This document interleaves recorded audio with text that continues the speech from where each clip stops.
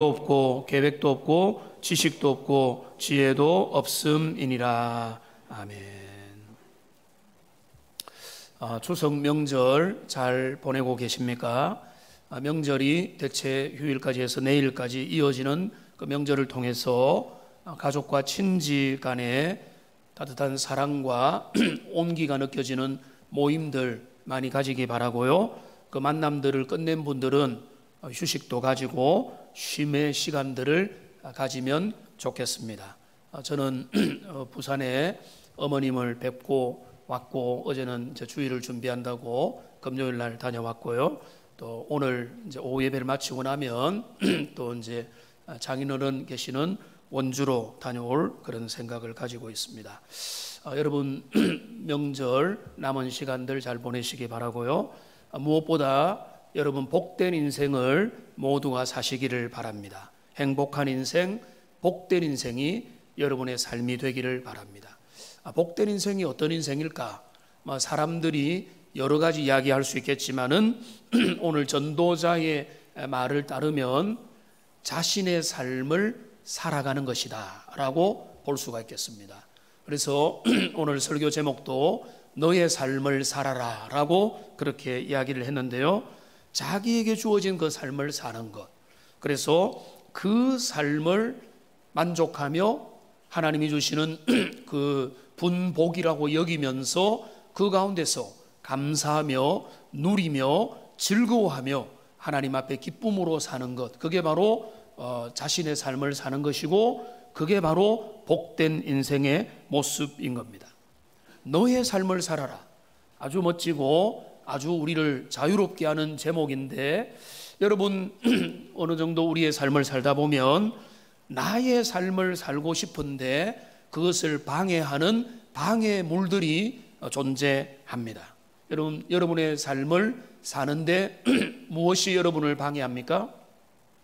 어떤 사람은 돈이라고 여기고 건강만 받쳐주면 나는 내 삶을 살 수 있겠다라고 하는 분도 있겠고, 내 주변 환경이 좀 이렇게 잘 받쳐줘야 되는데, 내 남편, 내 아내, 내 부모, 내 자녀, 우리 도시, 이런 주변 환경, 좀 더 넓게는 어떤 사람은 시대를 잘 타고나야 된다, 시절을 잘못 만나서 내가 내 마음껏 내 삶을 살지 못하는 것 같다. 여러 가지 내가 내 삶을 누리고 살아가는 데 있어서 나를 방해하는 장벽들이 있다고 느끼는 것입니다.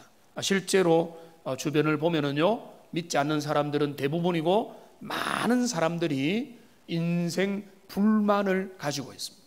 내 인생 뭔가 문제가 있는 것이고 참 잘못된 길을 가는 것이고 내 삶은 부족하다, 만족스럽지 못하다, 나는 내 삶을 온갖 염려 가운데 살아간다라고 뭔가 성공이 아니라 실패라고 여기는 사람들이 꽤 많이 있는 것입니다.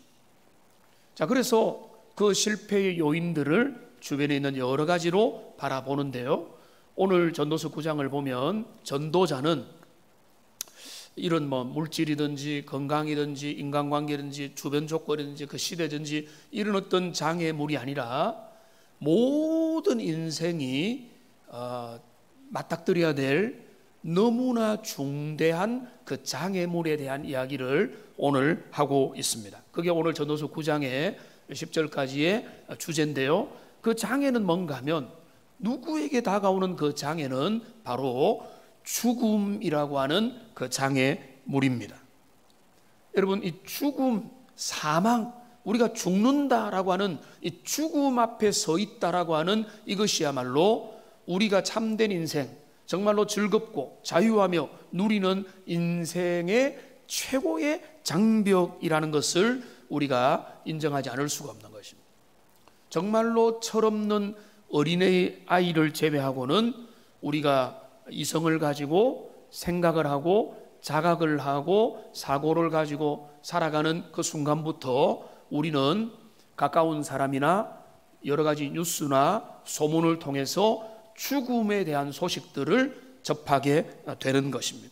가까이서 듣고 멀리서 듣고, 그리고 연휴 중에도 우리 성도들 중에 이 슬픔을, 가족을 잃은 슬픔을 당한 그런 가정이 있게 되는 것입니다. 이 죽음이, 예측 못하는 죽음이 멀리 있는 것이 아니라 가까이 있는 것뿐만 아니라 나도 그 죽음을 향해 가고 있다는 이 사실에 대해서 인정하지 않은 사람, 모른 척하고 잊어버리는 사람은 있을지언정 그거를 어느 정도 인식하고 또 가까이 죽음이 다가올 때 이거는 남의 일이 아니구나. 또 여러분이 나이를 좀 이제 들게 되면은 그거는 더 많이 인식을 하게 될 수밖에 없는 것입니다. 죽음은 순식간에 찾아옵니다.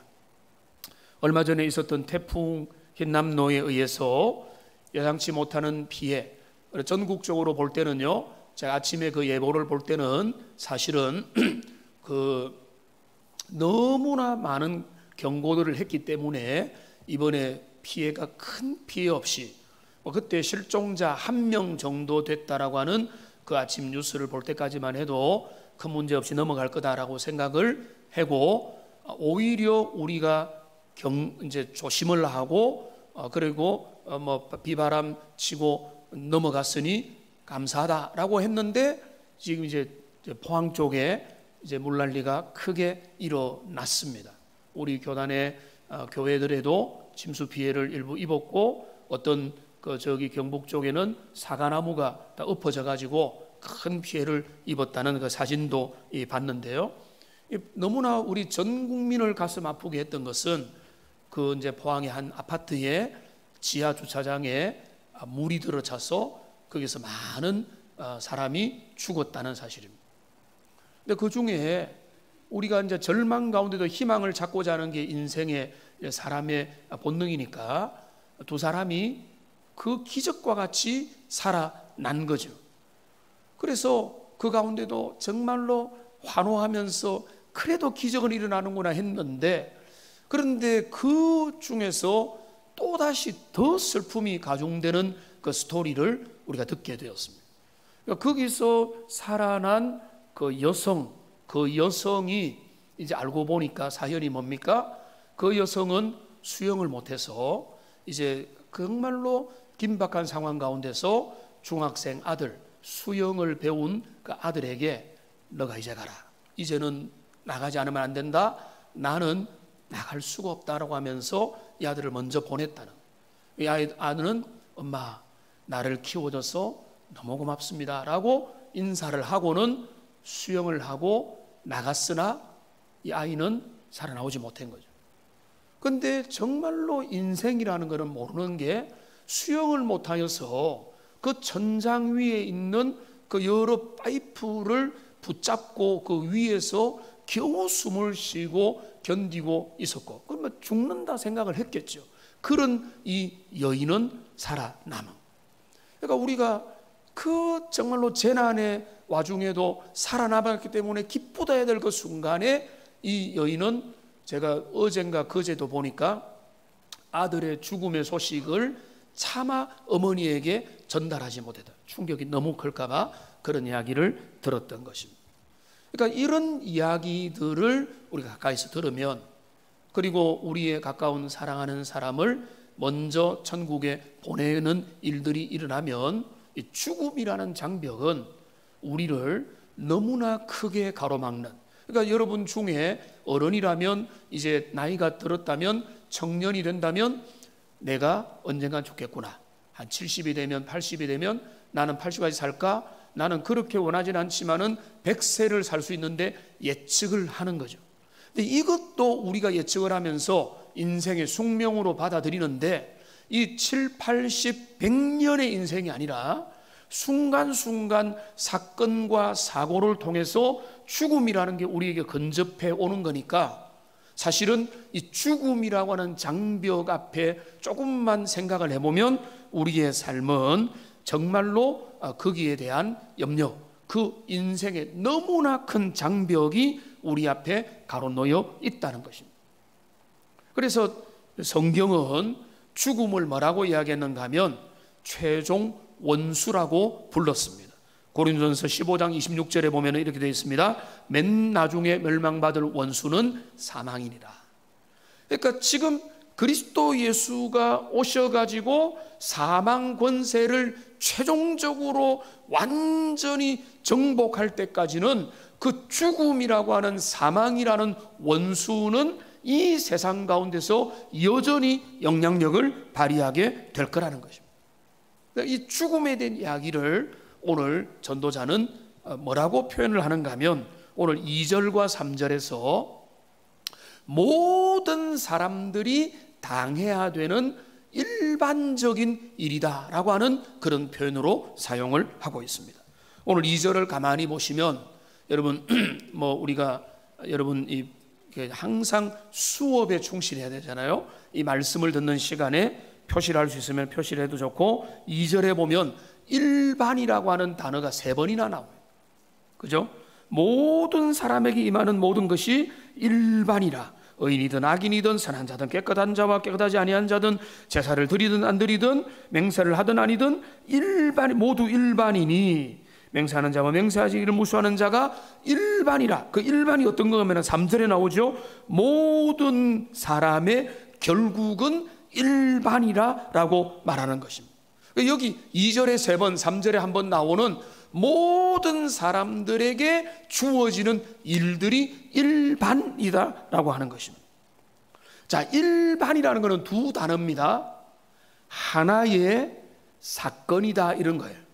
그래서 영어로 보면은 one 이벤트다 이렇게 돼요. 일반이라니까 이거 제너럴하다 이런 의미로 생각하는데, 여기 일반이라고 하면 하나의 사건, 누구도 피할 수 없는, 젊은이든 고관 대작이든 준비를 했든 안 했든 누구도 피할 수 없는 원 이벤트, 하나의 사건, 하나의 직면해야 될 그 문제가 뭔가 하면 사망이라고 하는 것이다. 그 죽음이라는 것은 피할 수가 없다는 것입니다.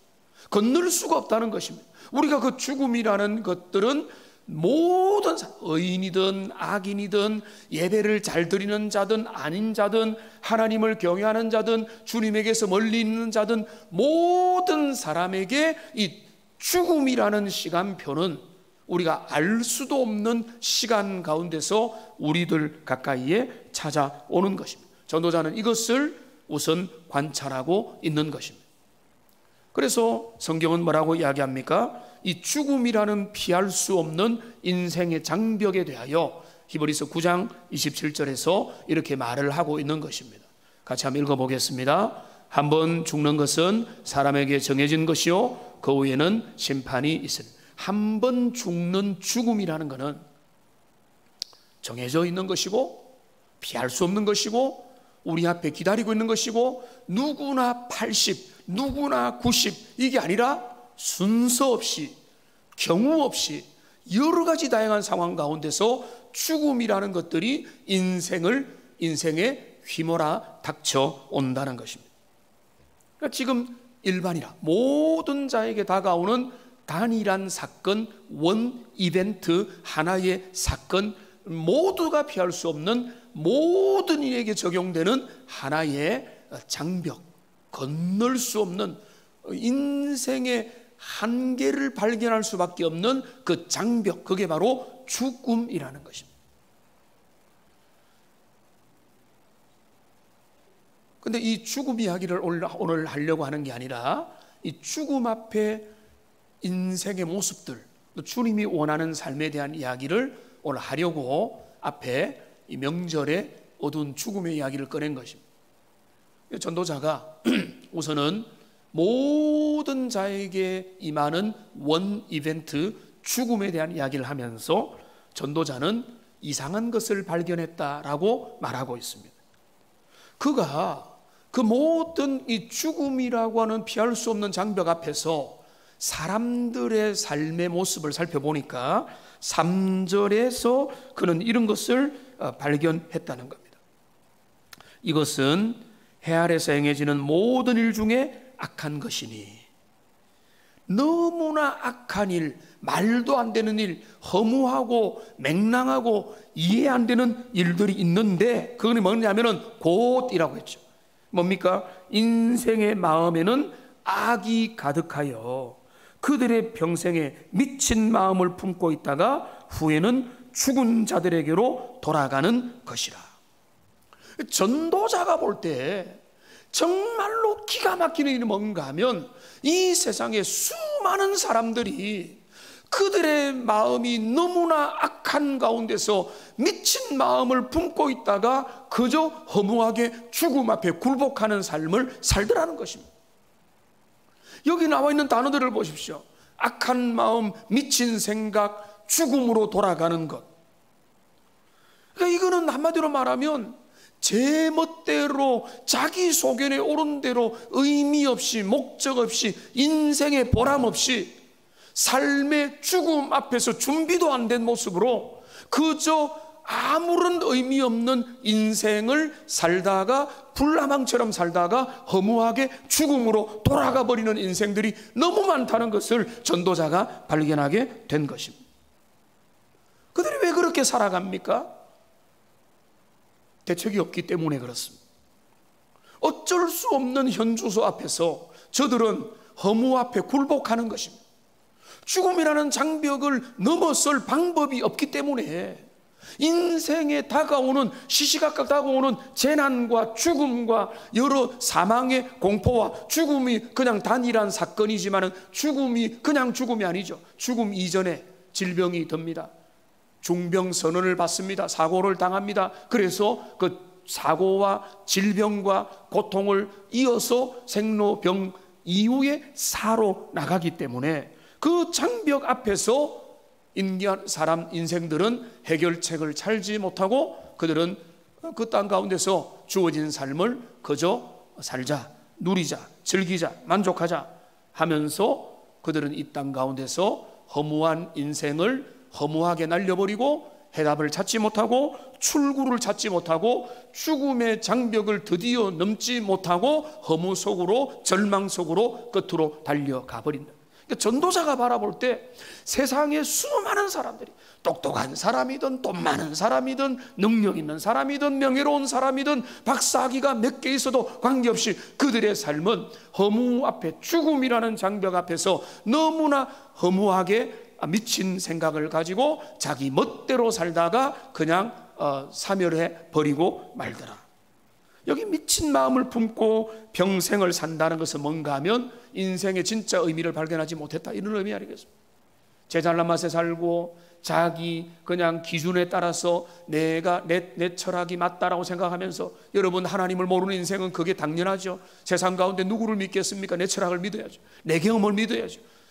우리는 다르지 않, 우리는 하나님을 믿고 주님이 주시는 은혜를 따라서 영생의 소망을 가지니까 다르지만은 주님을 모르는 사람에게는 그저 나 자신을 믿을 수밖에 없게 되는 것입니다. 그러니까 그들은 악한 생각을 가지고 미친 마음을 품다가 죽음으로 돌아가 버리는 그런 인생을 살아가는 그 허무한 삶이 너무나 많다. 그 죽음이라는 장벽이 모두에게 다가오는데 그 죽음이라는 장벽 앞에서 준비 없이 그 인생을 날려버리는 사람들이 너무나 많더라. 그래서 전도자는 그 이야기를 하면서 그런 삶은 실패의 삶이고 그렇게 살면 안 된다라고 이야기를 하는 것입니다. 그래서 전도자는 도전을 하는 겁니다. 이 죽음이라고 하는 치명적인 장애물이 의인과 악인에게, 목회자에게, 성도들에게, 누구에게라도 동일하게 다가온다 할지라도 그 죽음이라는 장벽 앞에 서 있는 인생이 살아야 될 길은 뭔가 하면은 그게 바로 오늘 제목이에요. 너의 삶을 살아. 너에게 주어진 그 삶을, 그 죽음이라는 장벽이 놓여 있다고 할지라도 너에게 주어진 삶을 하나님이 주시는 분복이라고 여기면서 즐겁게 누리며 감사하며 지금의 삶을 흥분과 감사로 하나님 앞에 예배하며 살아가는 인생이 진짜 복된 삶이라고 전도자는 그 해결책을 우리에게 제시를 해주고 있는 것입니다. 자, 그러면은 우리는 결론으로 가기 전에 전도자가 그렇게 말을 하는, 왜 죽음이 우리 앞에 기다리고 있다 할지라도 지금 우리의 삶을 우리가 치열하게 의미 있게 하나님 사랑하며 믿음으로 열심히 우리의 삶을 살아야 되느냐, 전도자가 하는 그 맥락을 우리가 따라가기를 원합니다. 전도자의 맥락은 크게 한 세 가지를 이야기합니다. 그가 먼저 말하는 첫 번째는 뭔가 하면, 그가 말하는 것은 뭔가 하면 살아있는 자에게 소망이 있기 때문입니다. 살아있다는 것이 죽음보다 훨씬 더 귀하기 때문에 우리는 이 땅의 삶을 최선을 다해 살아야 된다는 것입니다. 여러분, 오늘 4절에 이렇게 이야기합니다. 모든 산자들 중에 들어있는 자에게는 누구나 소망이 있음이라고 말하고 있습니다. 살아있는 자에게는 소망이라는 게 있다는 것입니다. 반대로 말하면 죽으면 더 이상의 소망은 없는 것입니다. 믿음, 소망, 사랑, 이 세 가지 있는데 그 중에 제일은 사랑이라는 뭔가 하면 믿음도 나중에는 현실이 되고 소망도 실현이 되기 때문에 죽고 난 다음에는 소망을 가질 것은 없다는 거예요. 사랑만 있으면 충분하다는 거예요. 그런데 이 땅에 살아있는 동안에는 미래에 대한 소망이 있는, 기대가 있는 것입니다. 그래서 뭐라고 이야기합니까? 4절에 보면은 산 개가 죽은 사자보다 낫다라고 말합니다. 여러분, 개와 사자를 비교합니다. 여러분, 개와 사자 뭐가 더 멋있습니까? 사자가 밀림의 왕이죠. 사자는 용맹스러움과 권위와 힘을 상징합니다. 개는요, 구약이나 성경에 보면은 이 좀 부정한 동물이기도 하고 너무나 평범한 그런 동물입니다. 그러니까 개가 나으냐 사자가 나으냐 하면 당연히 사자인데, 여기 어떻게 비교됩니까? 죽은 사자라는 것은 아무런 역할을 못한다는 거죠.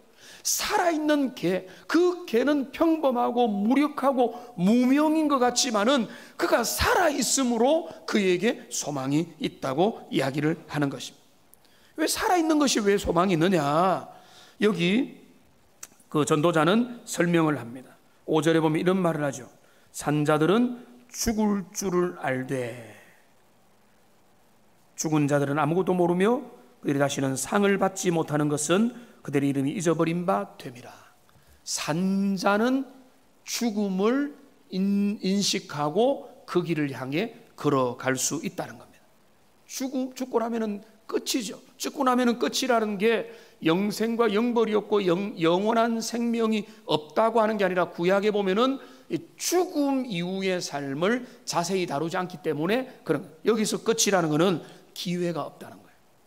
어떤 기회입니까? 특별히 죽음을 준비할 기회, 죽음을 넘어설 기회, 영원한 생명을 준비할 기회가 죽은 자에게는 주어지지 않는다. 부자와 나사로 이야기에서 우리가 잘 알고 있지 않습니까? 그런데 어떻습니까? 산자들에게는 기회가 주어지는 겁니다. 산자들에게는 어떤 기회가 있습니까? 많은 기회들이 생겨나는 거예요. 다시 시작할 기회, 관계를 회복할 기회, 미래를 위해서 지금부터 다시 처음부터 출발할 기회, 사랑할 기회, 미워했다가 다시 회복하여 사랑할 수 있는 기회, 회개할 기회, 회개하여 당자였으나 주님 앞에 돌아와서 주님을 만나고 하나님의 은혜 가운데 새로운 삶을 살 그 기회들을, 하나님을 떠나 있는 자들이 주님 앞에 돌아와서 말씀 앞에 순종하여서 주님의 은혜를 받고 새 사람이 되어서 새로운 출발을 하게 될 기회들을 가지는 시간이 뭔가 하면 산자들의 시간이라. 그러니까 지금 살아있다는 것은, 전도자는 말합니다, 기회를 가질 수 있다는 거예요. 사랑하고 씨 뿌리고 뿌린 것을 거두고 회복하고 용서하고 넘어가고 또다시 발전하고 성장하고 주님이 주시는 은혜를 붙잡을 수 있는 기회를 가질 수 있는 게 바로 살아있다는 그 아름다운 모습이라는 것입니다. 그러면 이 말은 무슨 말입니까? 살아있다는 게 무조건 좋다는 게 아니죠. 왜냐하면 기회를 날려버릴 수가 있으니까. 그저 이 땅에 살아있기 때문에 무조건 좋은 게 아니라, 그 살아있는 날 동안에 은혜를 받을 기회를 붙잡고 주님을 만날 기회를 붙잡고 주님 앞에 순종할 기회를 붙잡는 게, 그게 산자에게 주어진 기회라는 거예요. 그러니까 지금 전도자가 말하는 겁니다. 살아있는 자는 주님을 만나고 인생의 의미를 제대로 추구할 그런 기회의 시간들이 주어져 있는 것이다. 죽은 자에게는 그런 것들이 불가능하다. 그들은 그 모든 영생과 영벌은 죽음이라는 심판대 앞에서 이미 결정되어 버리기 때문에 그 전에 준비해야 되는 것이고, 그 전에 우리가 그 모든 시간들을 준비해야 되기 때문에 그런 것입니다. 그러니까 여러분, 성경이 우리에게 강조하는 것은 오늘이라는 시간이 그래서 중요하다는 거예요. 그러니까 오늘이라는 시간, 오늘이라는, 우리가 지금 생존하여 우리가 지금 예배드릴 수 있고, 우리가 지금 하나님의 말씀을 들을 수 있고, 우리가 지금 뭔가에 반응할 수 있는 지금이라는 때의 의미가 뭐냐, 그 오늘이라는 시간을 제일 잘 설명하고 있는 게 히브리서 3장 13절에 표현되어 있는 것입니다. 같이 한번 읽어보겠습니다. 오직 오늘이라 일컫는 동안에 매일 피차 권면하여 너희 중에 누구든지 죄의 유혹으로 완고하게 되지 않도록 하라. 오늘 그 일을 하라. 오늘이라는 것은 today, 오늘 주일, 이 말을 하는 게 아니라 오늘이라는 것은 뭔가 우리가 살아가는 지금 날 동안에는, 지금 우리가 반응하고 순종하고 돌이키고 또 개선하고 회복하고 회개하고 새롭게 될 수 있는 그 모든 기회의 날, 지금이 은혜 받을 때라고 하는 그 시점에 너희는 너희 마음을 열고 하나님의 말씀 앞에서 오늘을 살아라. 그게 바로 우리에게 준 오늘이라는 시간이다 라는 것입니다. 그러니까 지금 제가 첫 번째 이야기를 한 겁니다. 전도자가 말하는 죽음이라는 피할 수 없는 운명 앞에서 수많은 사람이 실패하고 좌절하고 우울하고 이상한 미친 짓 하다가 죽어가는데, 그렇지 말고 너희가 기억할 첫 번째는 뭔가 하면, 너희는 산날이 기회의 날이다. 지금 살아있는 날 동안에 너희는 영원을 준비하고 죽음을 준비하고 지금의 시간 동안에 하나님 앞에 해야 될 일을 준비하라. 이것이 첫 번째 교훈인 거예요. 자, 두 번째 전도자가 말하는 교훈은 뭔가 하면 너희의 인생을 살아라 라는 것입니다. 한번 옆에 있는 분들에게 한번 인사하겠습니다. 우리의 인생을 삽시다. 한번 인사하겠습니다. 너의 인생을 살아라고 오늘 7절부터 9절까지 나와 있습니다. 그는 이야기합니다. 그는, 전도자는 도전하면 너는 가서라고, 너는 가라는 거예요. 너는 가라. 이제 이 모든 내용을 기억하고 너는 가라는 거면 너는 이제 너의 삶의 현장으로 가라는 거예요. 가서 뭐라고 합니까? 음식물을 먹고 포도주를 마시고, 그 다음에 여러분 여기 8절에 보면은 내 의복을 항상 희게하며 머리에 향기름을 바르고, 그 다음에 9절에 보면은 내 아내와 즐겁게 살아라 라고 이 세 가지 정도의 이야기를 하는 겁니다. 자, 이게 뭔가 하면 이 모든 내용들 한마디로 말하면 너에게 주어진 오늘이라는 삶을 누리며 감사하며 즐기며 내 분복으로 알고 그것 가운데 감사하며 그 삶을 살아라는 거예요. 과거를 살지 말고 먼 미래 앞에 여러분 유예시키지 말고 지금의 삶 가운데 너에게 주어진 그 소중한 삶을 하나님이 허락한 몫으로 알고 지금을 사는 게 하나님 앞에 지혜로운 삶이다. 전도자가 그 이야기를 계속해 왔지 않습니다. 오늘을 감사하고 먹고 만족하고 마시며 하나님 앞에 주시는 인생을 즐길 줄 알아야 된다. 그런데 그 조건이 있죠. 심판자 하나님, 창조주 하나님을, 그 하나님을 두려워하는 가운데 너의 인생을 살아라. 그게 전도자의 메시지가 되는 것입니다. 많은 사람이 인생을 누리지 못합니다. 사람들은 행복하지 않습니다. 많은 사람이 불평, 원망, 불만, 온갖 스트레스로 잠을 못 이루고 우울증 걸리고 병의 진단을 받고 여러 가지 고통을 당하며 삶의 평안을 잃어버린 것입니다. 그런데 전도자가 이전에 말한 대로 그들을 가만히 보니까 그들에게는요, 건강이 있는 거예요. 그들에게는 재물이 있는 거예요. 그들에게는 가족도 있고 형제도 있고 지금 사랑할 사람도 있고 그들에게는 좋은 것들이 많은 거예요. 그런데 뭐 어떻습니까? 재물이 많아도 못 누리는 거예요. 그걸 누릴 줄을 모르는 거예요. 건강이 있어도 건강한 가운데 삶에 주신 하나님의 은혜의 특권을 못 누리는 겁니다. 제가 이번에 진짜 색소폰을 좀 배우고 싶었는데 여건이 안 돼가지고 저는 이번에 못하고 있는데, 제가 주일 모든 예배 마치고 나면은 남성들이 삑삑삑 하면서 소리를 내는 모습을 보면은 너무 멋있어요. 나도 저 이번에 배웠어야 되는데 타이밍이 안 맞아서 그랬는데, 근데 여러분 그거 얼마나 좋습니까? 그러니까 하나님이 주신 은혜 가운데 뭔가를 누리는 삶을 해야 되는데 사람들이 그걸 못 누리더라는 겁니다. 그래서 못 누리는데 가만히 보면은 물질도 있고 건강도 있고 사랑하는 이들도 있고 내 옆에 소중한 이들도 있는데 그 모든 지금의 순간을 다 놓쳐버리고 후회하고 원망하고 비교하고 갈등하면서 그들의 현재의 그 시간들을 다 흘러보내고 만다는 것입니다. 그 누리는 삶이 여기 조금만 더 설명을 하면 뭡니까? 기쁨으로 내 음식물을 먹으면 내 포도주를 마시라는 거. 먹고 마시는 거. 먹고 마시는 거. 성경에서는 정욕적인 삶을 끊임없이 거부하니까 여기 이게 먹고 마시는 게 하나님의 나라의 모습이냐? 이거는 그걸 먹고 마시고 배부르게 완전 정욕으로 살라 이런 말이 아니고 너의 삶에 즐거운 식탁의 교제를 항상 중심에 두라는 것입니다. 이런 명절에 가족들이 모여가지고 친지들이 모여가지고 함께 밥을 먹고 저희들 어머니와 아구찜을 배달해서 이번에 가족들과 함께 먹었는데 맛있더라고요. 함께 먹으면서 이야기를 나누고 서로 교제하는 그 삶, 같이 교제하는 그 은혜 가운데 좋은 것들이 생기는 거죠. 그러니까 먹고 마시는 일상의 즐거움마저도 잃어버린 시대 속에서 그 먹고 마시고 교제하는 것 가운데서 주어지는 그 일상의 식탁의 기쁨이 삶의 기본이 될 것을 이야기하고 있는 것입니다. 누가 이런 인생을 이런 삶을 살아가는 게 가능합니까? 오늘 7절 뒷부분에 보십시오. 너는 내 음식 먹고 포도주를 마셔라. 이는 하나님이 너가 하는 일들을 벌써 기쁘게 받으셨어.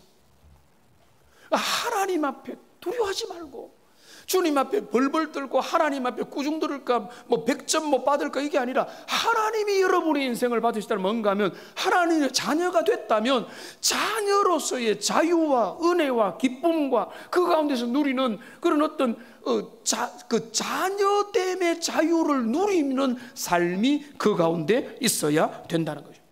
하나님이 우리를 받으셨는데 스스로 등에 짐을 메고 율법과 정욕에 매여 가지고 그 인생을 허덕거리며 살지 말라는 것입니다. 그 다음에 또 뭐라고 했습니까? 8절에 보면은 내 의복을 항상 희게하며 머리에 향기름을 바른다는 것은 이거는 거의 잔치자리에 들어가게 되는 그런 모습인 겁니다. 그래서 아주 깔끔한 정장을 차려입고 기름을 발라서 아주 멋진 모습은 이거는 파티에 참여하는 이런 모습입니다. 인생의 죽음이 도사리고 있고 우리의 삶에 우울한 일들도 많고 여러 가지 슬픈 일도 많지만은 인생을 그렇게만 살지만 너희의 삶을 잔치로 여기고 인생에 주어진 그 기쁨과 즐거움을 누리면서 살아라. 이게 전도자가 말을 하는 것입니다. 그 다음에 또 세 번째 뭐라고 합니까? 내 아내와 함께 즐겁게 살지어다. 내 사랑하는 아내와 함께 남편과 함께죠. 가족과 함께 사랑하는 이들과 함께 즐겁게 소박한 가정의 행복. 그래서 신앙의 가장 기본 단위는 개인이지만 그 확대된 기본은 바로 가정인 것입니다.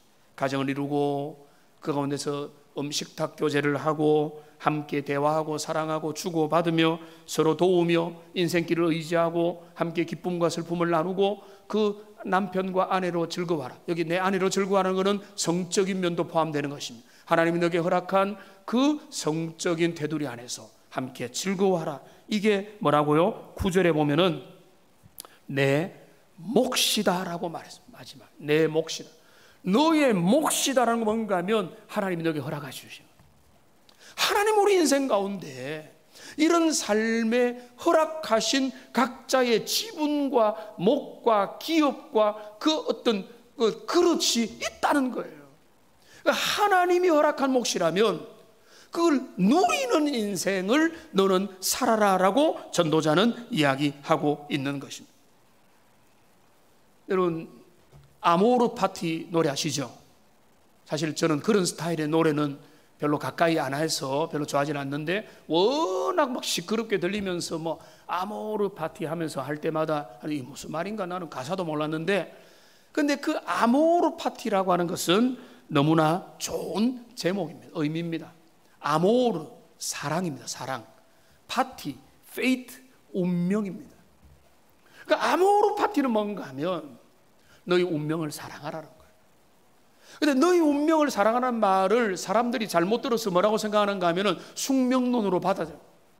내 숙명은, 내 운은 이러니까 어쩔 수 없어, 이런 게 아니라 하나님 앞에서 적극적으로 주님이 내게 허락한 우리 시대에 우리의 같은 자리에서 이런 환경 속에서 내가 현재를 살아가게 되는 그 숙명의 자리를 나는 왜 이럴까라고 한숨 짓지 말고, 그 운명을 허락하신 분이 하나님이시라면은 주님의 은혜 가운데 그 손을 신뢰하면서 내 운명의 길을 하나님 안에서 인정하고 받아들이고 그 가운데서 즐기면서 누리면서 헌신하면서 예배하면서 사랑하면서 기도하면서 고민하면서 그렇게 그 인생을 살아가라는 거예요. 내가 조선시대 태어났다면 뭐 왕이 될 건데 뭐 그런 이야기 하지 말고, 내가 좀 더 부유한 나라에서 태어났다면, 미국에서 태어났다면, 어디에서 태어났다면 더 잘 살았을 때, 그런 이야기 하지 말고 주님이 우리에게 허락하신 그 자리, 주님이 내게 허락하신 그 상황. 여러분, 믿음의 사람 뭡니까? 내 운명을 사랑한다는 것은 운명이니까 어쩔 수 없다, 숙명이니까 어쩔 수 없다, 나는 그냥 어쩔 수 없으니까 그 가운데서 그냥 주어진 대로 그냥 운명에 맡기고 살아야 돼, 이게 아니고, 하나님이 내게 이 자리를 허락하셨다는 것은 요셉처럼 여기에서 진실하게 하나님이 원하는 대로 내게 주어진 그 삶에 주님이 원하는 최선을 가지고 살면 하나님이 그것을 기뻐하시고 그것을 통해서 주님께서 영광 받으시고 여러분의 삶은 성공적인 삶이라는 것입니다. 그게 바로 아모르 파티, 내 운명을 주님의 손 안에서 사랑하라. 이거는 성경적인 시각으로 그렇게 봐야 되는 것입니다. 제가 두 가지를 말씀드렸습니다. 첫째는 뭡니까? 살아있다는 것은 기회의 시간이다. 살아있으면 하나님을 만나고 회개하고 믿음으로 준비하고 은혜로 갈 기회의 시간이다. 두 번째는 뭔가 하면 그렇기 때문에 그 시간들을 낭비하지 말고 헛되이 보내지 말고 너의 시간을 사랑하며 하나님 안에서 아모르 파티, 운명을 사랑하며 즐기라. 세 번째는 뭔가 하면 마지막으로 10절에 나와 있습니다. 힘써서 일하라 라고 말하고 있습니다. 여기 10절입니다. 내 손이 이를 얻는 대로 힘을 다하여 할지어다. 여기 뭐라는 겁니까? 인생을 살아갈 때 자신에게 주어진 그 분복, 그 일에, 그 사명 앞에서 최선을 다해서 땀 흘리며 수고하며 열심히 주어진 일을 감당할 것을 전도자는 요청하고 있는 것입니다. 자기에게 주어진 그 일을 열심히 섬기는 것, 그게 왜 의미가 있는가 하면 오늘 아주 구체적으로 10절 뒤에서 말합니다. 네가 장차 들어갈 스올에는 일도 없고 계획도 없고 지식도 없고 지혜도 없다. 이 말을 너무 스올이라는 말을 영적인 의미로 생각하지 마세요. 여기는 어떤 의미인가 하면은 너가 죽어서 무덤에 들어가면, 이런 의미예요. 이런 어떤 구약적인 표현입니다. 죽고 나면 뭐가 없습니까? 일할 일도 없고 계획 세울 일도 없고 지식도 없고 지혜도 없다는 것은 이 땅에 사는 모든 수고가 끝나는 날이 있기 때문에 우리가 하는 지금 고민, 우리의 기도, 우리의 열정, 우리의 사랑, 우리의 애달픔, 우리의 애통, 이 모든 것들, 자녀를 위한 우리의 어떤 마음들, 부모에 대한 어떤 간절한 이 모든 마음들, 부부에 대한 사랑들, 우리의 헌신과 이 모든 것들은 지상에 살아있는 동안에 수고하고 헌신하고, 기회가 될 때 부모가 너무 병들어서 병원에 들어가야 되면은 자녀들이, 효도하는 자들 어떻습니까? 부모가 살아계시는 동안에 내가 최선을 다하리라 하지 않겠습니까? 그 돌아가시고 나면은 그런 효도의 기회가 원천 차단되기 때문에 그런 것입니다. 그러니까 우리가 일할 수 있을 때 일하는 것이고, 기회가 될 때 열심히 부지런히 일을 하는 것입니다. 이 말씀을 정리하겠습니다. 이게 전도자가 제시하는 그가 바라보는 인생관입니다. 그런데 보십시오. 전도자는 낙천주의자가 아니에요. 그런 인생을 어떻게 봅니까? 오늘 9절을 보십시오. 전도자의 인생관이 나와 있습니다. 내 헛된 평생의 모든 날과 하나님이 해 아래에서 내게 주신 모든 헛된 날에, 전도자는요 세상을 무관심하는 게 아니에요. 인생의 모순과 장애와 한계를 모르는 게 아니에요. 전도자는 다 알고 있습니다. 인생이 허무하다는 것을, 인생이 순서대로 안 된다는 것을, 때로는 의인이 먼저 죽고 때로는 악인들이 발 뻗고 자고 세상에는 엉망이고 요지경 것 같은 세상이고 이 세상은 정말로 이해가 될 수 없는 것 같이 보이는 세상이라고 할지라도 믿음의 사람은 하나님의 손을 의지하고 주님이 인생을 허락해 줬다고 믿는 진짜 믿음의 사람은 그 요지경 같은 세상에 흔들리고 죽음이라는 장벽 앞에서 절망하여 제멋대로 사는 인생이 아니라 그리스도 예수 십자가와 부활로서 인생의 모든 것들을 해결하신 주님을 의지하는 가운데 그 헛되게 보이는 허무에 굴복하지 아니하고 하나님의 은혜 가운데서 오늘 내게 주어진 삶을 오늘이라는 시간을 최선을 다하며 믿음으로 살아가게 되는 것입니다. 여러분 그렇게 하고 계시죠? 그런 삶을 여러분 일평생 살아가셔서 창조주 하나님 앞에 영광 돌리는 복된 주의 백성들 다 되시기를 주님의 이름으로 축복합니다.